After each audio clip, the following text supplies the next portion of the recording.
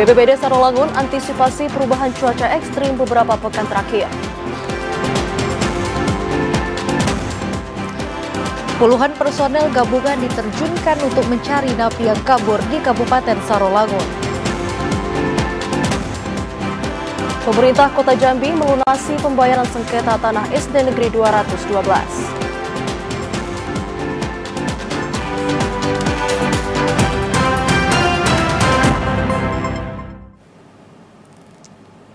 Assalamualaikum warahmatullahi wabarakatuh. Terima kasih Anda masih menyaksikan Jambi hari ini, edisi Jumat 12 Juli 2024. Ya, selain 3 topik utama tadi, tim redaksi kami juga telah menyiapkan sejumlah informasi penting dan menarik lainnya untuk Anda. Bersama saya Chandrika Divani. Dan saya Opalika Hijriati, inilah Jambi hari ini selengkapnya.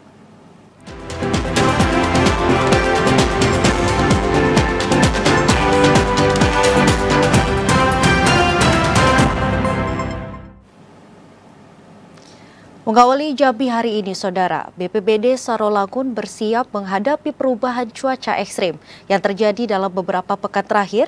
Masyarakat diimbau untuk waspada perubahan cuaca yang tidak menentu. Beberapa pekan terakhir cuaca ekstrim melanda wilayah Kabupaten Sarolangun. Meski pemerintah daerah telah menetapkan awal musim kemarau di awal bulan Juni lalu, namun intensitas hujan di awal bulan Juli hingga saat ini masih terus terjadi. Kepala Pelaksana Badan Penanggulangan Bencana Daerah BPBD Kabupaten Sarolangun Solahuddin Nopri mengatakan, peralihan musim selalu ditandai dengan kondisi suhu di malam hari lebih dingin. Berdasarkan informasi dari BMKG Provinsi Jambi, wilayah Kabupaten Sarolangun sudah memasuki musim kemarau. Meski kondisi cuaca tidak menentu, namun terpantau sebanyak 2 titik panas di Kecamatan Pauh dan Batin 8. Sudah masuk waktu musim kemarau. Tapi sampai sekarang curah hujan masih relatif tinggi. Tapi sekarang sudah mulai panas, walaupun sudah mulai jadi tetap antisipasi untuk perubahan cuaca. BPBD Sarolangun mengimbau kepada seluruh lapisan masyarakat untuk melakukan antisipasi dan meningkatkan kewaspadaan terhadap potensi bencana, terutama potensi cuaca ekstrim bencana hidrometeorologi maupun ancaman Karhutla tahun 2024. Edi Kusnadi, TVRI Jambi melaporkan. Saudara, peralihan musim hujan ke musim kemarau saat ini menjadi perhatian serius pemerintah Kabupaten Batanghari. Dikarenakan dampak kemarau dapat memicu kebakaran hutan dan lahan. Bupati berharap langkah mitigasi dapat terus dilakukan.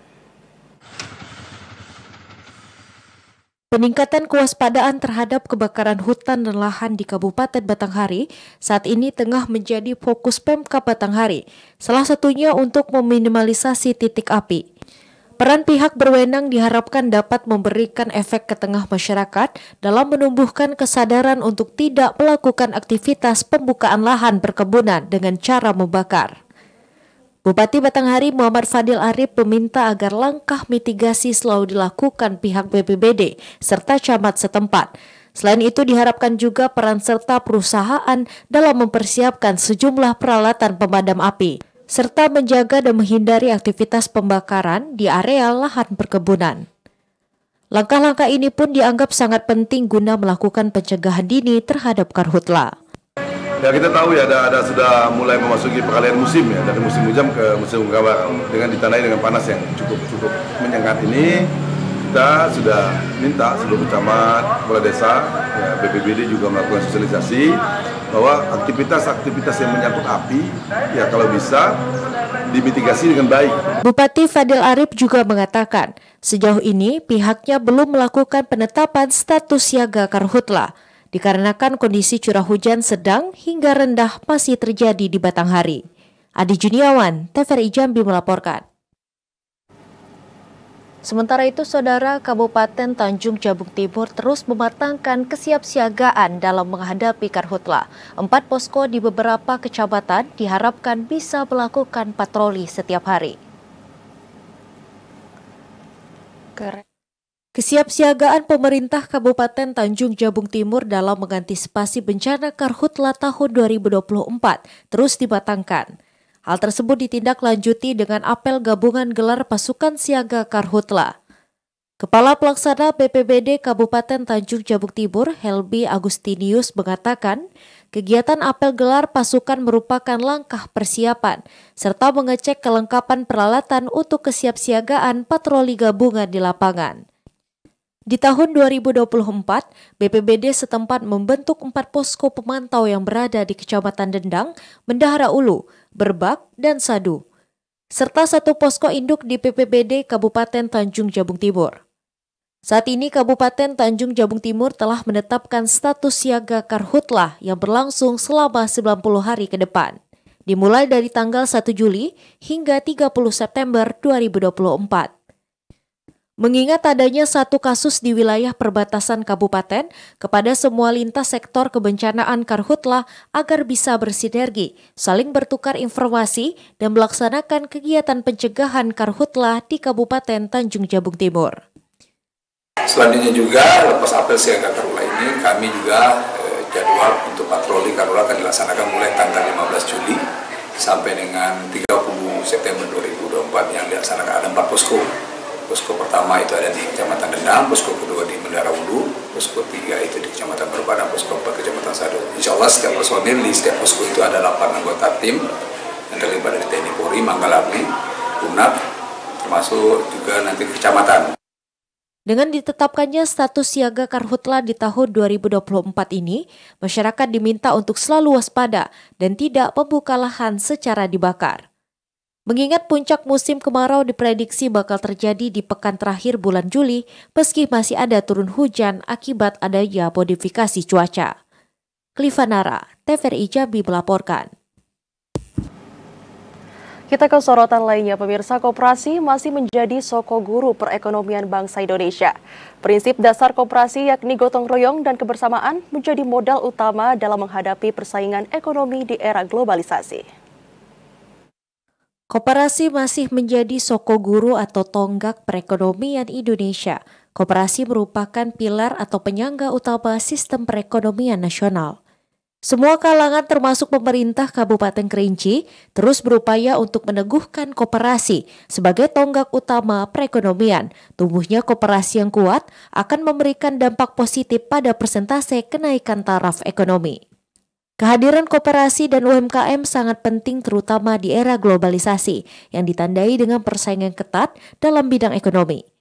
Prinsip dasar koperasi yakni gotong royong dan kebersamaan merupakan modal utama dalam menghadapi persaingan tersebut.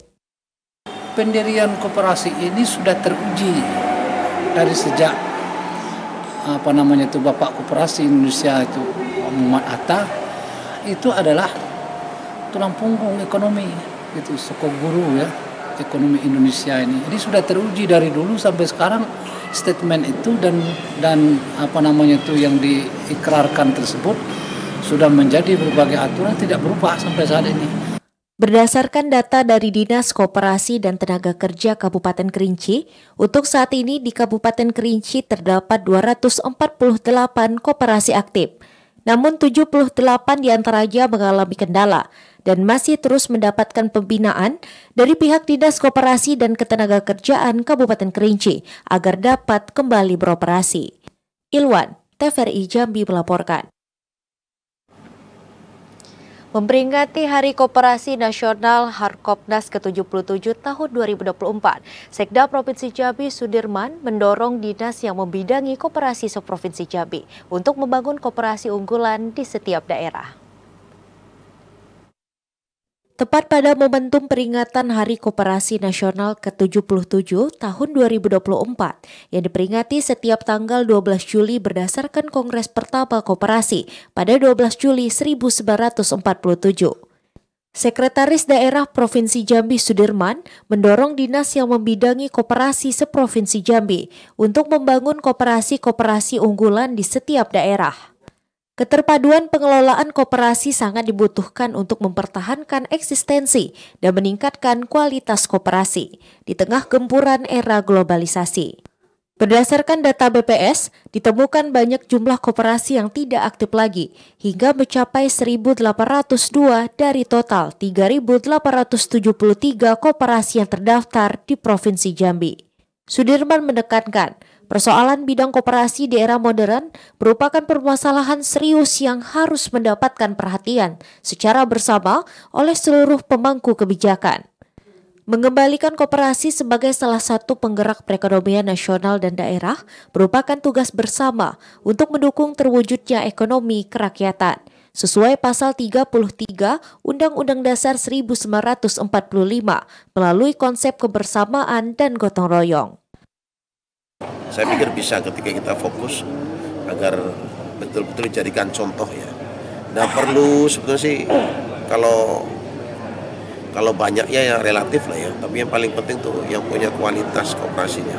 Tadi juga dari 5.000-an ternyata 1.800 lebih kan ternyata tidak aktif ya. Hanya 2.000 lebih yang aktif. Artinya kita berharap kooperasi-kooperasi yang betul-betul didirikan itu betul-betul memiliki ya kemampuan dalam menggerakkan roda ekonomi di bawah ya, agar sektor kooperasi termasuk UMKM bisa berkembang.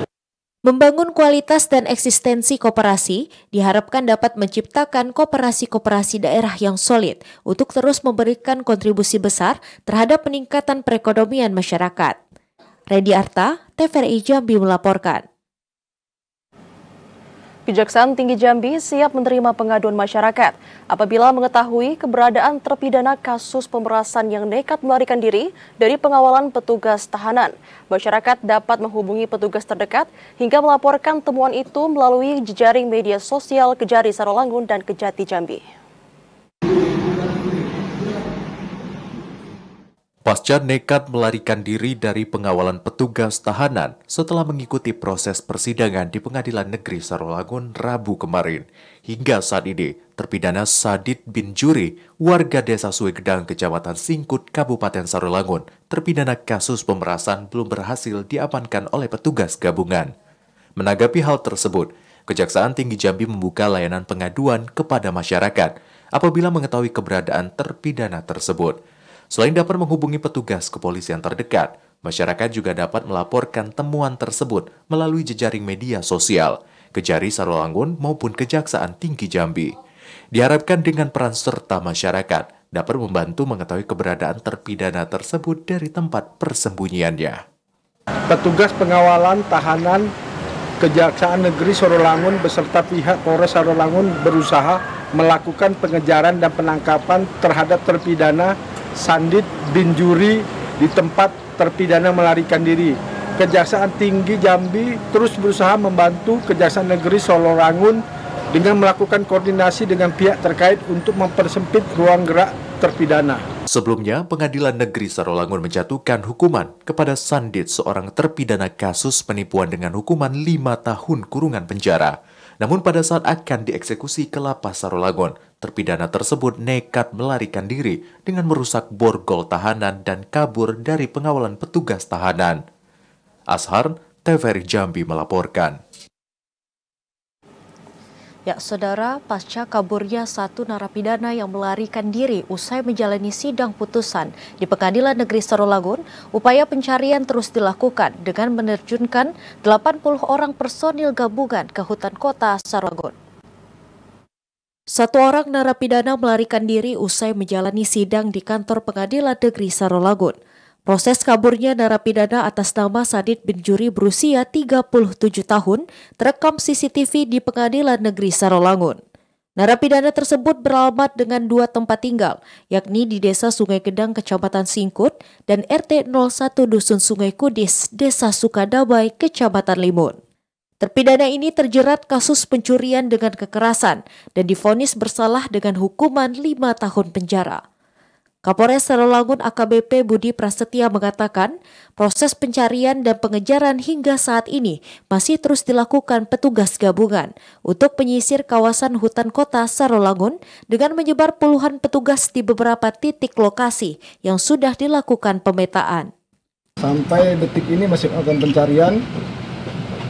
Kami mencari bersama-sama dibantu dengan teman-teman dari Kodim Dari Polres sendiri ada 50 personil yang kita kerahkan untuk menyusuri hutan kota Saralangun. Dari Kodim sendiri 20 personil ya Bang? 20 personil, dari teman-teman kejaksaan juga tadi sekitar 15 personil. Sampai detik ini masih melakukan pencarian di hutan kota Saralangun. Itu tim yang hanya ada di hutan kota, sedangkan tim yang lain menyebar untuk mendapatkan bahan keterangan lebih lanjut tentang mengenai keberadaan narapidana yang kabur ini. Kapolres Saralangun mengimbau masyarakat untuk meningkatkan kewaspadaan terkait dengan keberadaan napi yang melarikan diri tersebut. Jika mendapatkan informasi atau seseorang yang mencurigakan, agar segera melapor kepada pihak berwajib atau ke posko di Pengadilan Negeri Saralangun. Edi Kusnadi, TVRI Jambi melaporkan. Coklit data pemilih di 4 kecamatan dalam Kabupaten Muaro Jambi selesai 100%. Informasi selengkapnya akan kami hadirkan usai jeda dalam segmen menuju Pilkada 2024.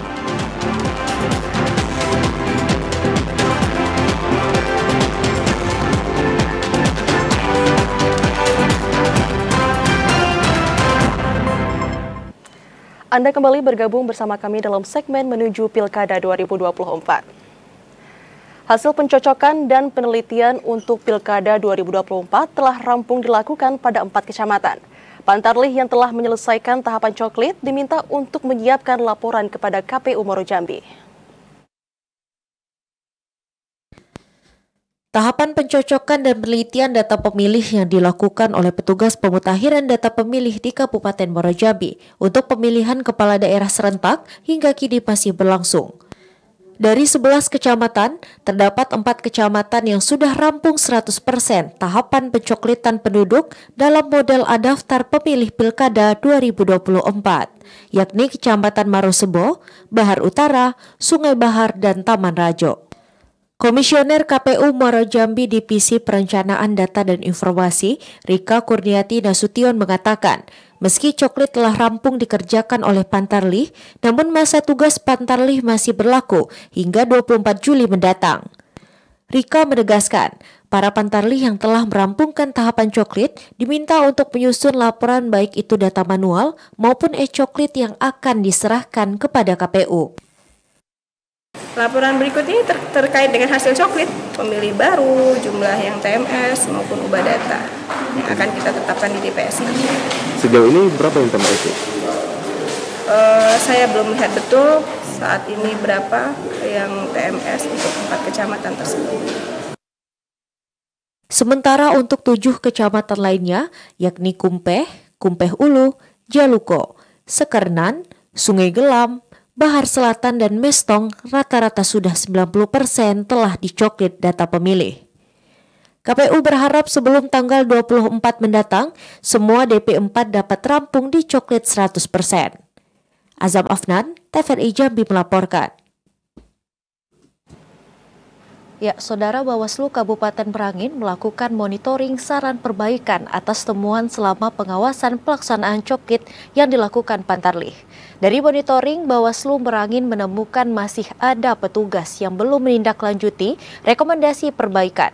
Informasi selengkapnya akan disampaikan kontributor TVRI Jambi, Ramadan Cerbitakasa. Selamat sore, Ramadan. Selamat sore, Malika. Ya, Ramadan, bagaimana monitoring yang akan dilakukan Bawaslu Merangin terkait coklit yang akan dilakukan oleh Pantarlih? Silakan, Ramadan.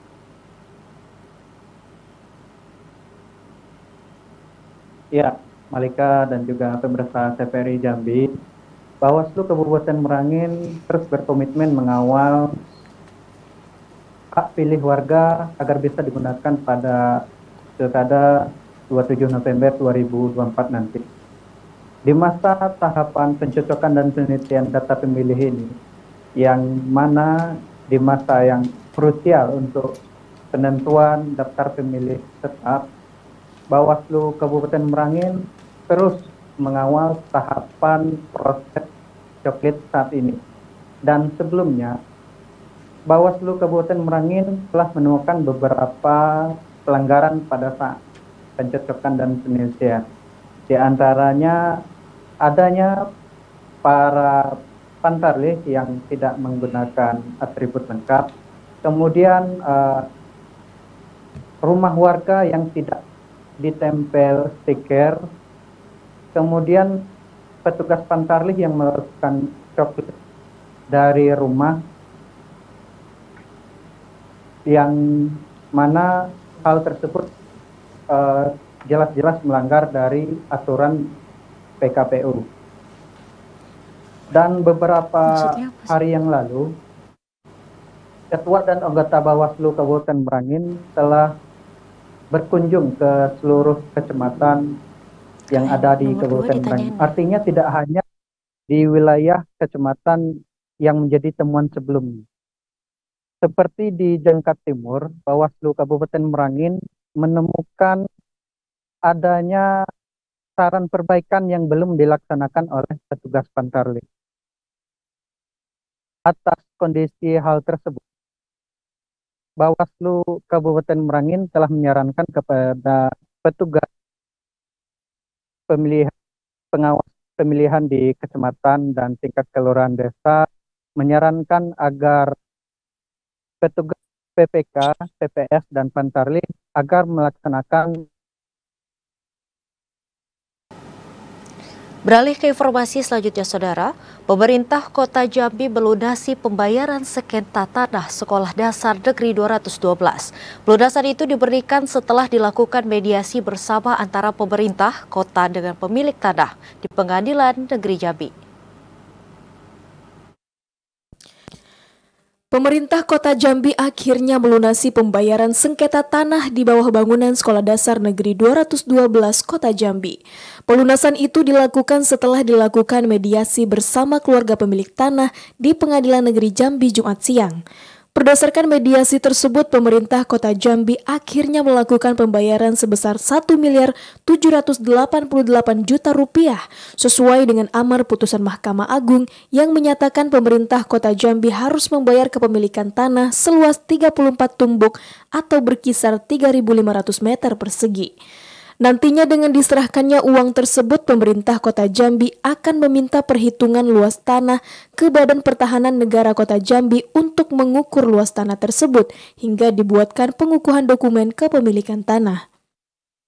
Hari ini bersama keluarga Hermanto telah bersepakat antara pemerintah Kota Jambi dengan keluarga Hermanto di depan Ketua Pengadilan bahwa kami sepakat bahwa kami akan melaksanakan putusan Mahkamah Agung, yaitu melakukan pembayaran sejumlah uang Rp1.788.000.000 dengan sistem penitipan di pengadilan.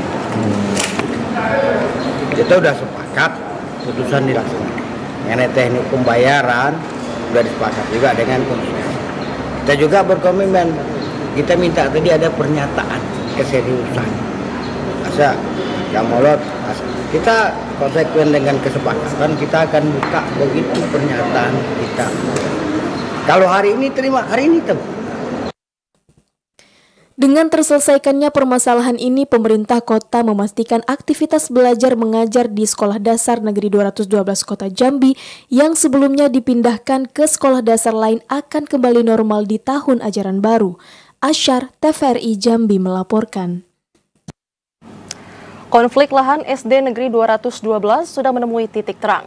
Lalu bagaimana mekanisme pembayaran ganti rugi lahan yang akan dibayarkan pemerintah Kota Jambi? Selengkapnya akan disampaikan oleh kontributor TVRI Jambi, Yogi Ramadhani. Halo, selamat sore Yogi. Baik, selamat sore Heri. Bagaimana mekanisme ganti rugi lahan tersebut, Yogi?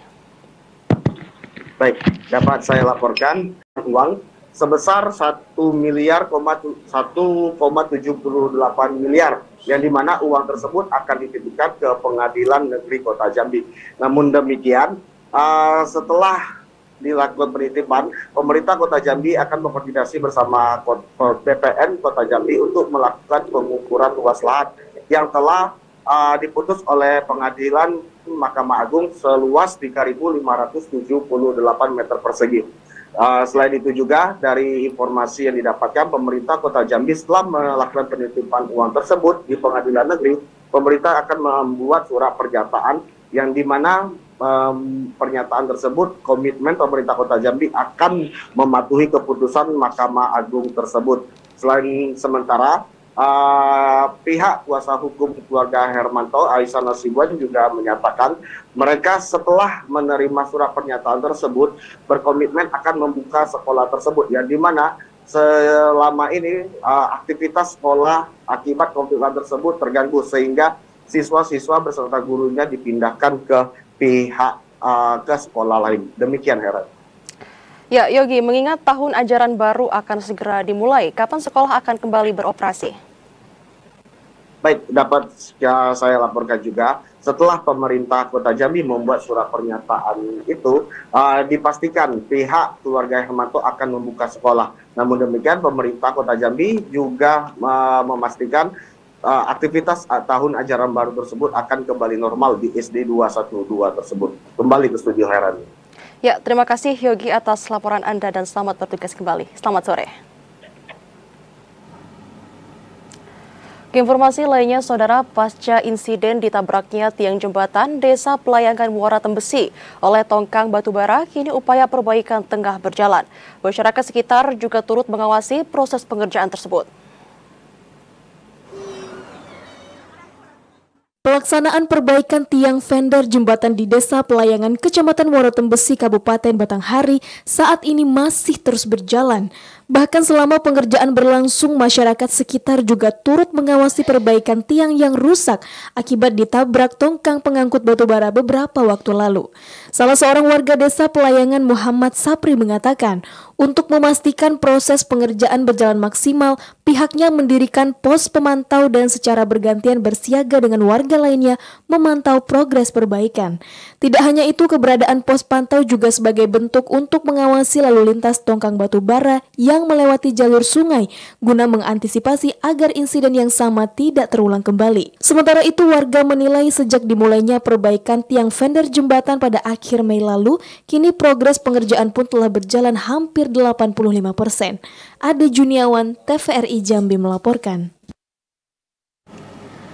Saudara, tetaplah bersama Jambi hari ini karena kami masih akan kembali dengan sejumlah informasi penting dan menarik lainnya. Di antaranya, Gubernur Jambi hadiri peringatan Hari Lingkungan Hidup Sedunia di Kabupaten Tebo.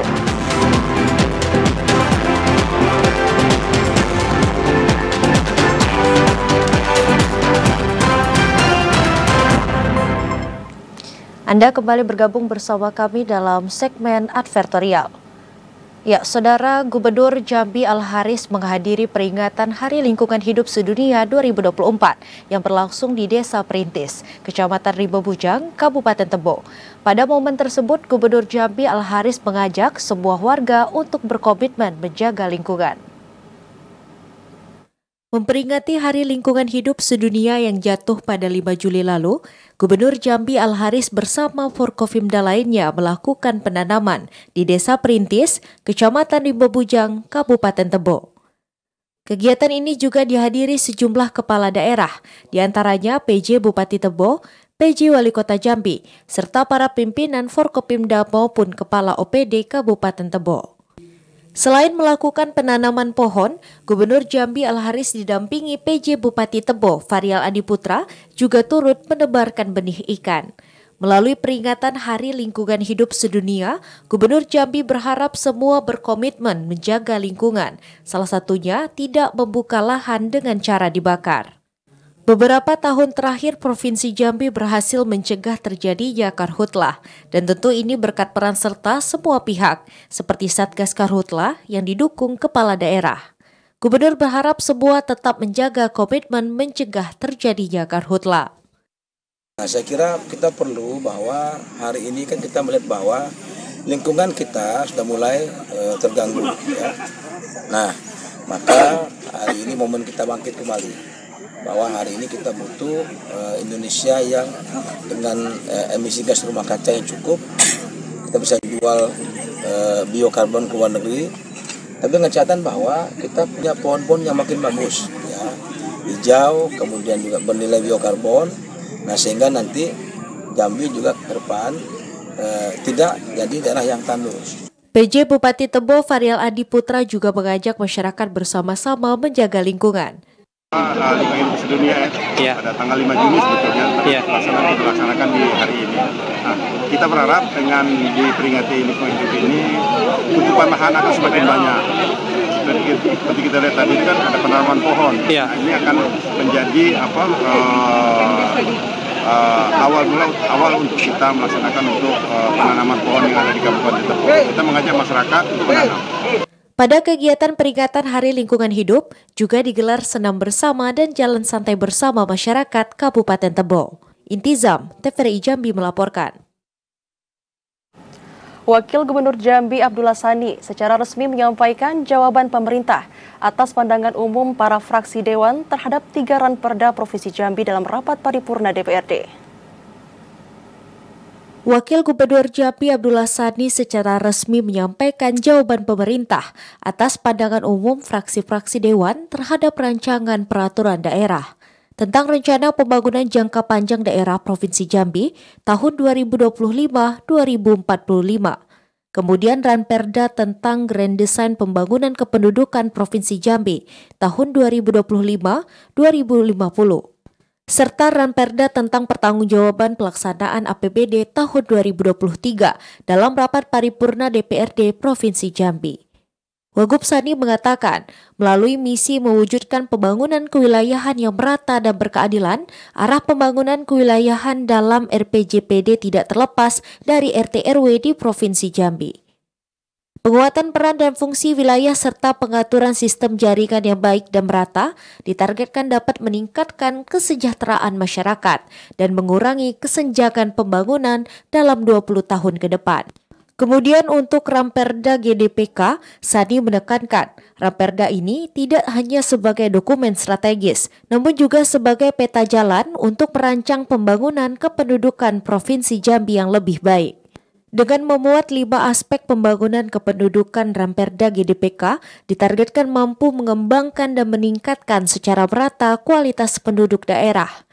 Sementara untuk Ramperda Pertanggungjawaban Pelaksanaan APBD 2023, Sani menjelaskan, pemerintah Provinsi Jambi telah menerapkan penggunaan APBD sebagai stimulus untuk mendorong percepatan pembangunan. Kami terbuka untuk penggunaan berdasarkan kesepakatan hasil pembahasan ini. Selanjutnya tentang seberapa besar APBD tahun 2023 dilaraskan pada sasaran indikator makro minimal yang harus dicapai oleh pemerintah. Dapat kami jelaskan bahwa dalam menetapkan target indikator makro, APBD hanya menjadi salah satu dari sekian banyak variabel yang digunakan. Wagub Sani berharap penjelasan yang disampaikan Pemprov Jambi dapat menjawab pertanyaan dan saran yang disampaikan oleh masing-masing fraksi Dewan. Redi Arta, TVRI Jambi melaporkan. Ya, beralih ke sorotan lainnya, Saudara, penjabat Bupati Tebo Fahrial Adiputra mengukuhkan perpanjangan jabatan Kepala Desa dan anggota Badan Permusyawaratan Desa se-Kabupaten Tebo. Pengukuhan ini turut disaksikan langsung Gubernur Jambi Al-Haris. Pengukuhan perpanjangan jabatan Kepala Desa dan anggota Badan Permusyawaratan Desa se-Kabupaten Tebo dilakukan langsung oleh PJ Bupati Tebo disaksikan Gubernur Jambi Al-Haris.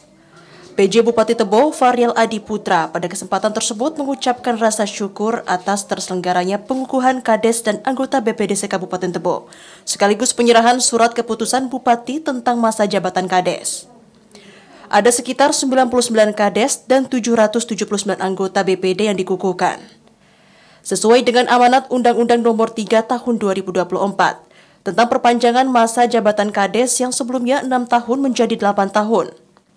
Fahrial berharap kepada seluruh Kades dan anggota BPD yang telah dikukuhkan amanah dalam meningkatkan pembangunan desa. Selain itu, Fahrial juga mengajak kepada seluruh Kades dan anggota BPD untuk sama-sama mensukseskan pilkada yang sebentar lagi bakal digelar di Kabupaten Tebo.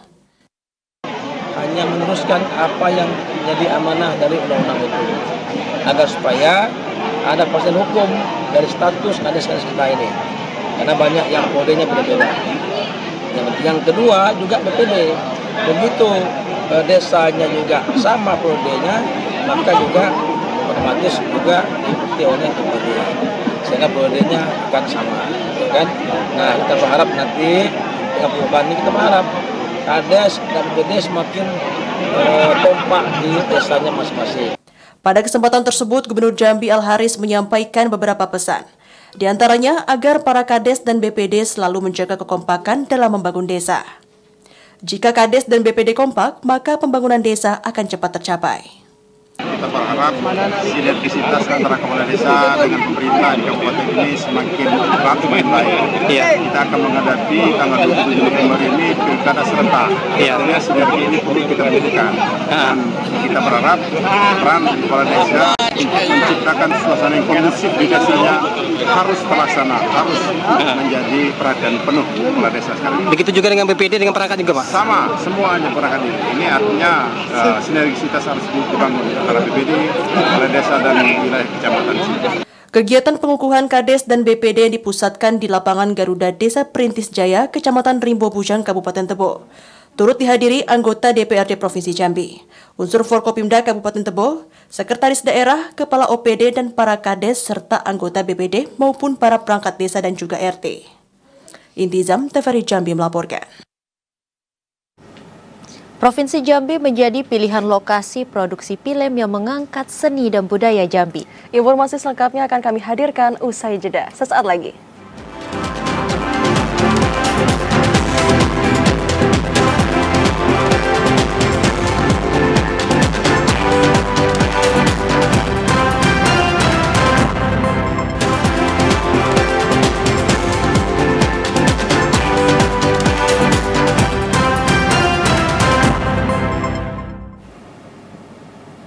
Terima kasih Anda masih setia bersama kami di Jambi hari ini. Pemerintah Desa Teluk Kulbi, Kecamatan Betara, Kabupaten Tanjung Jabung Barat, mengembangkan Anjungan Mandiri Digital Desa atau Digides. Anjungan digital yang dibiayai melalui dana desa bertujuan mempermudah masyarakat dalam pelayanan administrasi. Anjungan layanan mandiri desa telah dimulai sejak 1 bulan terakhir oleh pemerintah desa Teluk Kulbi, Kecamatan Betara, Kabupaten Tanjung Jabung Barat. Anjungan digital desa atau Digides sebagai alat fungsi dalam mempermudah dan mempercepat pelayanan. Kepala Desa Teluk Kulbi, Kabupaten Tanjung Jabung Barat, Yuswaji mengatakan, dalam pengurusan administrasi dan persuratan, masyarakat hanya cukup membawa kartu keluarga atau KK atau kartu tanda penduduk KTP, serta mengisi data-data kependudukan di aplikasi Anjungan Layanan Desa dengan mencetak secara langsung dengan tanda tangan elektronik kepala desa. Melalui Anjungan Layanan Mandiri yang dikembangkan Pemdes Teluk Kulbi, masyarakat dapat melakukan pelayanan mandiri dalam pengurusan administrasi, persuratan desa maupun di luar desa. Dengan Digides, warga tentu tidak lagi buta digital. Masyarakat dapat mengurus perizinan tanpa perlu ke kantor desa. Pengembangan digital desa atau Digides dimulai sejak 2 tahun terakhir melalui dana desa Teluk Kulbi. Sementara untuk pengoperasian Digides, pemerintah desa Teluk Kulbi melibatkan sumber daya manusia, SDM, dari warga dan generasi muda setempat. Didi Haryadi, TVRI Jambi melaporkan. Ya, Saudara, Provinsi Jambi menjadi pilihan sebagai lokasi produksi film yang berjudul Cinta Tak Pernah Salah. Film ini mengangkat seni dan budaya Jambi yang ditargetkan pembuatannya selama 1 minggu diproduksi.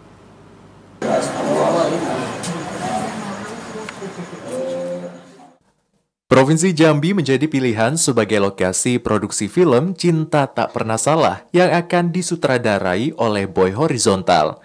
Film ini nantinya akan diproduksi oleh Elang Production dan MBK Production yang bekerja sama dengan Disbudpar Provinsi Jambi. Film Cinta Tak Pernah Salah banyak menonjolkan seni dan kebudayaan Jambi yang diperankan oleh 37 talent yang merupakan kalangan pelajar dan mahasiswa dari berbagai kabupaten kota di Provinsi Jambi. Dalam konversi persnya, sutradara Boy Horizontal mengatakan pembuatan film ini bertujuan melatih anak-anak lokal Jambi untuk mengenal dunia film, serta mencari talent yang produktif di Provinsi Jambi. Film Cinta Tak Pernah Salah mengisahkan tentang seorang sahabat dari masa kecil hingga terjadi permasalahan. Namun demikian, pada akhirnya cerita berakhir bahagia. Film ini juga menyampaikan pesan edukasi bagaimana mengangkat sisi budaya dalam tajuk sebuah cerita. Lokasinya, produksi ini di Candi Moro Jambi dan Kota Jambi. Melatih anak didik atau melatih anak kita lokal Jambi, bagaimana mengenal atau bermain dengan kamera film yang sedang dilihat sini ya. Artinya bagaimana mereka berlatih kan itu. Ini saya ibaratnya memberikan pembelajaran artinya itu kalau kita mau berlatih. Kepala Dinas Kebudayaan dan Pariwisata Provinsi Jambi, Imron Rosyadi, mengatakan pembuatan film ini merupakan kebanggaan daerah Jambi karena selama seleksi dan pemilihan talent, anak-anak dilatih gratis tanpa biaya. Pembuatan film ini pertama, dan kedua kita juga patut berterima kasih kepada Maboy karena tanpa dukungan biaya dari kita dari dinas ini harus kita perjelas ya Pak Edi, tanpa dukungan biaya dari kita Mas Boy memberanikan diri untuk membuat film yang bertajuk Cinta Tak Pernah Salah. Sementara tim produksi film dan pemerintah berharap film ini nantinya dapat mewakili Jambi di tingkat nasional agar Provinsi Jambi lebih dikenal lagi oleh masyarakat luas dengan beragam seni dan budayanya. Yogi Ramadhani, TVRI Jambi melaporkan. Kita ke informasi lainnya. Sepanjang operasi Jaran Siginjai 2024, puluhan kasus pencurian kendaraan diungkap Polda Jambi dan jajaran. 24 kasus diantaranya merupakan target operasi kepolisian. Operasi Kejahatan Kendaraan atau Jaran Siginjai 2024 telah berakhir. Selama 2 pekan operasi tersebut, Polda Jambi dan Polres jajaran mengungkap 64 kasus pencurian kendaraan dan 68 orang ditetapkan sebagai tersangka. Sebagian besar kasus merupakan aksi pencurian kendaraan bermotor. Dari 64 kasus, polisi menyita 58 unit motor dan 5 unit mobil. Wadir Kriminal Umum Polda Jambi AKBP Imam Rahmat mengatakan puluhan kasus operasi jaran diungkap, 24 kasus diantaranya merupakan target operasi atau TO. Sementara sisanya didapat selama menggelar razia di jalanan. Meski operasi jaran telah berakhir, Polda Jambi dan Polres jajaran bakal terus memberantas aksi kejahatan kendaraan. Ari Haryono, TVRI Jambi melaporkan.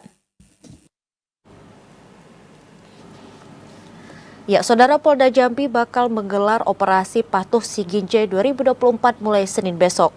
Sejumlah pelanggaran menjadi target operasi. Informasi selengkapnya akan disampaikan langsung oleh kontributor TVRI Jambi, Ari Haryono. Ya. Selamat sore, Haryo. Ya, selamat sore, Malika. Ya, Haryo, dalam rangka operasi Patuh Siginjai 2024 nanti, pelanggaran apa saja yang menjadi target operasi ini? Silakan, Haryo.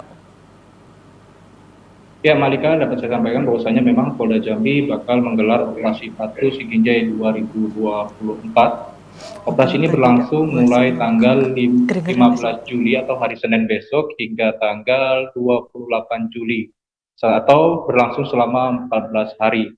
Operasi ini nantinya setidaknya menargetkan sejumlah pelanggaran saat berkendara, seperti tidak menggunakan helm, kemudian berboncengan lebih dari 2 orang, lalu tidak membawa dokumen berkendara, balap liar, dan sejumlah pelanggaran lainnya. Untuk roda 2, kemudian ada juga pelanggaran seperti tidak menggunakan sabuk pengaman, kemudian melawan arus, serta menggunakan lampu rotator bagi kendaraan roda 4.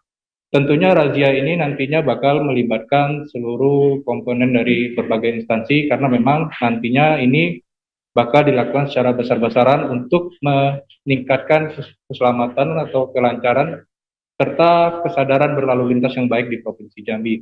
Menurut Direktur Lalu Lintas Polda Jambi, Kombes Pol Davi mengatakan bahwasanya pihaknya tidak hanya untuk bagi kendaraan roda 2 dan roda 4, tentunya dia juga saat ini fokus bagi kendaraan angkutan barang yang melebihi tonase dan yang dimodifikasi atau modifikasi sehingga terjadi melebihi dimensi yang ditetapkan oleh pemerintah.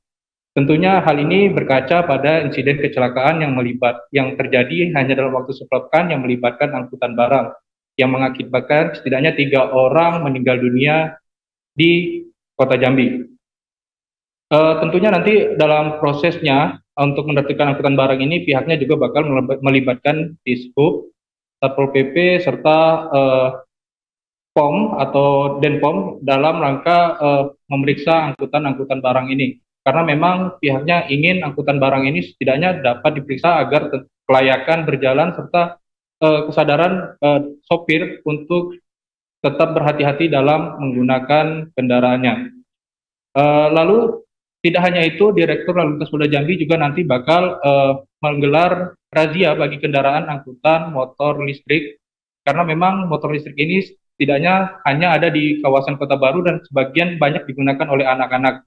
Tentunya hal itu berbahaya bagi para pengguna jalan lainnya, karena memang anak-anak belum memiliki SIM serta tidak bisa menggunakan kendaraan bermotor. Melalui operasi Patuh Siginjai 2024 ini, setidaknya Polda Jambi berharap masyarakat agar lebih berhati-hati dalam menggunakan kendaraannya. Pihaknya juga meminta agar masyarakat tetap patuh dan taat terhadap aturan lalu lintas, sehingga angka kecelakaan serta pelanggaran yang terjadi di Provinsi Jambi dapat diminimalisir. Ya, Malika, demikian. Untuk target operasi pelanggaran nantinya operasi Patuh Siginjai 2024 telah ditentukan dan harapannya pengendara dapat mematuhinya dengan baik tentunya. Terima kasih Haryo, selamat bertugas dan selamat sore. Ya, beralih ke sorotan lainnya, Saudara, petugas Satpol PP Kota Jambi menggerebek kawasan eks-lokalisasi Payo Sigadung alias Pucuk. Belasan pekerja seks komersial diamankan petugas dan dibawa langsung ke kantor Satpol PP. Petugas Satpol PP Kota Jambi kembali menggerebek kawasan eks-lokalisasi Payo Sigadung alias Pucuk pada Kamis malam tadi. Petugas mencurigai sejumlah rumah yang masih dijadikan tempat praktik prostitusi terselubung. Dari hasil penggerebekan itu, petugas mendapati 15 wanita yang diduga pekerja seks komersial atau PSK, dan 2 diantaranya merupakan mucikari. Padahal kawasan lokalisasi Pucuk itu telah ditutup oleh pemerintah. Kasatpol PP Kota Jambi, Feryadi, mengatakan, sebagian wanita yang diamankan tersebut ada yang tertangkap tangan sedang melayani pria hidung belang. Sehingga petugas langsung mengamankan dan membawa ke kantor untuk dimintai keterangan. Hari ini kegiatan kita agenda rutin, dan malam hari ini kita khusus masuk ke eks-lokalisasi Payo Sigadung, dan malam ini dari sekian kali kita melakukan operasi, ya malam ini kita membawa 15 orang. Satpol PP Kota Jambi akan terus melakukan penertiban dan menjaga Kamtibmas di Kota Jambi, sehingga Kota Jambi menjadi aman dan bebas dari penyakit masyarakat. Joko, TVRI Jambi melaporkan. Besar Negeri. Ya, demikian Jambi hari ini, Saudara. Terima kasih atas perhatian dan kebersamaan Anda. Saya Malika Hijriati. Dan saya Chandrika Divani bersama kerabat kerja yang bertugas pamit undur diri. Wassalamualaikum warahmatullahi wabarakatuh dan sampai jumpa.